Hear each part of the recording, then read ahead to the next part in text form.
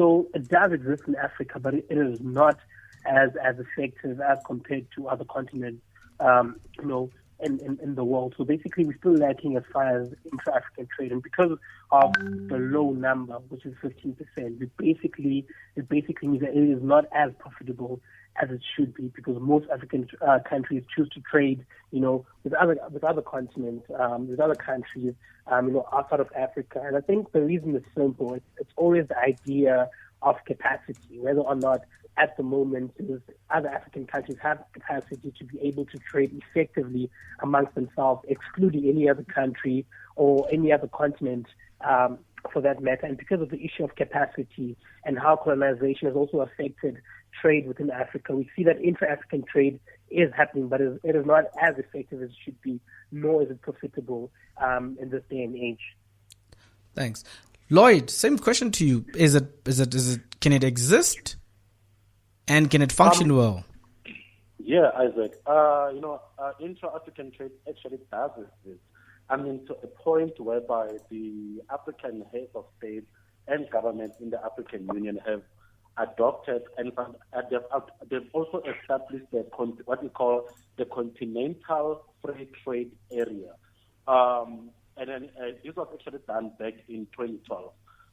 The main objective literally was just to create, a single continental market for goods and services, free movement of business persons and investments, accelerating the establishment of the custom union.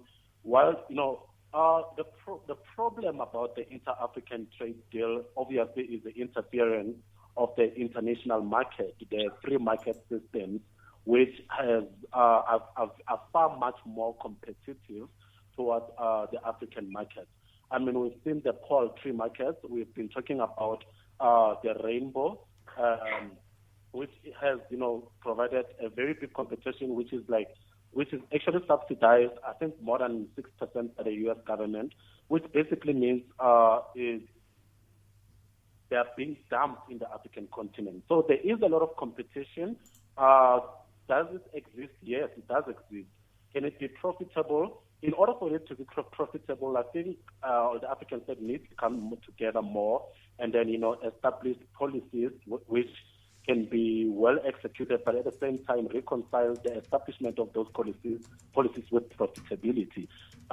We need to engage more, I think, in the free trade policies, the movement as well, between African countries and African countries versus external countries. So it's very important this actually becomes more discussed. But is it profitable? Well, it is. This has actually, improved. In 2018, I think the key two players signed a memorandum of understanding for around $1 billion, which is about 13 billion rand financing program. The funds will be used to promote and expand, the trade and investment between South Africa and the rest of Africa. So is it profitable? Can it exist on its own? Definitely. Yeah, before we talk about that, SIPS talks about how it's probably at around 18%. So the question is it profitable? Is that enough? In the meantime, we can say it's not enough. But is it profitable? There is potential profitability into the inter-African, trade deals. We're not just looking at just profitability, but we're also looking at, African integration of trade. So is it profitable? Definitely yes, but in potential form, in prospective views and perception. But we at the moment, it's not as big. But for South Africa, we've seen, companies like MTN in Nigeria and other African states, companies like Vodacom. Our telecommunications sector is actually getting more profitability within the sub-Saharan Africa and, the rest of the continent. We have seen the energy companies in South Africa, which have also taken the trade deals internationally. So for South Africa, yes, but for the rest of Africa, definitely not. Which, they are trade deficit is quite lacking. That is, the exports versus imports in other African countries. So definitely, in the meantime, for other countries, definitely not. But for us countries such as Nigeria, Ghana, South Africa, it is profitable. One of the things, guys, and this goes for both of you, that, and also a follower on Twitter is also raising, is the issue around manufacturing, right? So the trade works when there's supply and when there's demand. And supply means a country's ability to produce. So if a country produces a lot of cocoa or chocolate, whatever, there has to be another African country that is in need of that, right? So if that doesn't exist, whether that relationship exists or not, whether that free trade exists or not, it's not going to be profitable because there isn't a demand for such. So we talked about poultry because, Africans love their chicken, right? Which comes to my second question. Can this United Africa that we're talking about exist without external interference? Like either from the east or from the west? Sibs. To be quite honest, that's a very good question, Isaac. But, that question cannot discuss it exclusively, exclusive of the question of decolonization. Because once you speak about, Africa operating free or exclusive of the East or West, we need to ask ourselves as to where did the problem start? When did the East and the West have influence over Africa? And the answer is simple, that this began with colonization. And the problem that we're currently facing now is that we have an education system, that is westernized. We have everything, basically, the economy, how everything operates in Africa is highly westernized. You see our banking, the way we do our banking, it all comes, even our banking law, it all comes from England, from the English law. So the question then would be that, do we have markets in place? Do we have businesses in place? Do we have, mechanisms in place that speak to Africa itself? And if the answer is no, then it basically means that we cannot be able to function, as Africa without the East and the West, because it's simply because these two parties have influenced Africa like in a great way, and it did not just begin now. It has begun many years ago. That you even see even with our laws, they are highly westernized law, like Roman Dutch law, simply because the system itself speaks to the West. So you cannot speak about a country that is exclusive of the West and the East when its system in itself, when it's everything basically within the country or within the continent, is attributable to the West. So I think the first step that we need to take as a continent, is to take the idea of decolonization seriously. Ask ourselves that can we be able to function, as an African continent with our own laws as Africa? We don't need Roman Dutch law. For example, in South Africa, we still have records of customary law, as much as they're still applicable. They're still subject to other Western laws that thrive and they become, they're seen as more superior in our own African law. We go back to the banking system and ask ourselves, do we have to do banking the way banking is done in England? Does ABSA, FNB, all of their systems, do they have to operate the same way that things are operated, in England or any other Western country?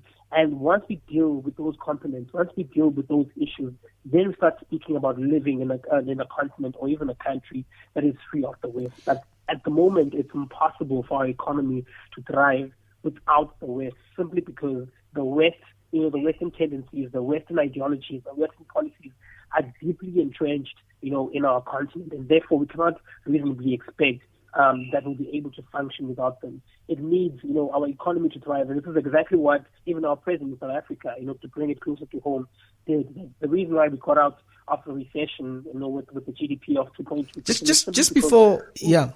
Just before we get into deep with other levels of analysis, I want to bring Tadishe into the conversation.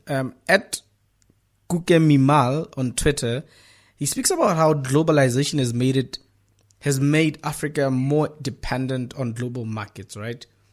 And in the beginning of the show, I said most of decisions and how Africa is divided largely is because of World War II. Somebody may say it's not true, but yeah, that's pretty much what I believe it's the case. America says, I will lessen the tariffs to trade with me if you agree to take all my chicken. If you refuse, then the deal of less tariffs is cut. Then you guys we will have to take, we have to trade harshly, right? So in other words, most Africans know that they need to sell their stuff to America so that they can get money. So the question then is, can a united Africa exist without external interference? What's funny is that, what's very difficult is when you actually consider America and Asian countries as well as European countries, it's more about the give and take. How much can I give and how much can I actually, profit from you? There are international organizations such as the World Health Organization, the International Monetary Fund.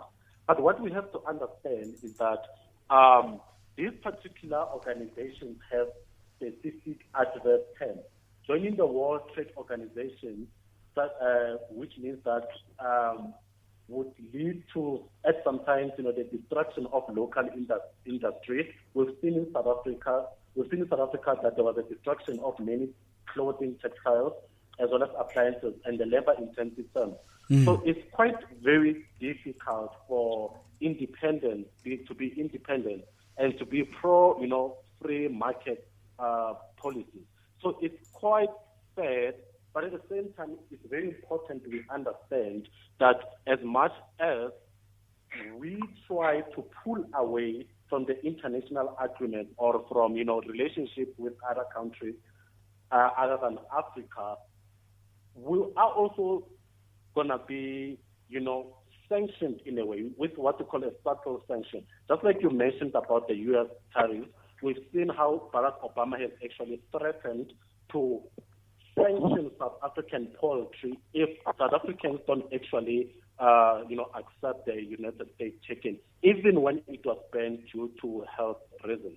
So there is external, interest to a very great extent that are only, led by profitability. So it's quite very difficult because we cannot also at the same time afford a pull-out of investment from these countries as they are very much critical to technology and development in our continent. Mostly even, our manufacturing development in this continent are mostly reliable from international investment. So if they influence, definitely, we at the moment, it's very difficult to exist without that external, interference. All right. So, Sips, I know the original question I spoke about how much stronghold does USA and France have on Africa, but we have to then talk about China, right? Russia doesn't feature that much, but we know it has a stronghold in South Africa. But China has been lending a lot of government's money. We know about the bridge in Mozambique that connects Mozambique to KZN and Swaziland. It's actually a bridge in between mainland, between Maputo and Ponta de Uro. And it then crosses to, I think, the border of Swaziland and KZN. We know about Zambia, China in Zambia. So the question then is, how much hold does this countries have in Africa? In Africa, in terms of Africa being able to make Africa's own decisions based on Africa's interest? Isaac, you bring a very interesting point about the question of China, and the more, because China is like one of the uprising super, what we call superpowers in economics. And I think, it basically, the involvement of China, even in South Africa, to bring it closer to home, poses a threat to the idea of the continent itself, being able to self-regulate, being able to decide whether or not, being able to control their own decisions, and, the involvement of China basically means that we are moving away from an independent continent, then now we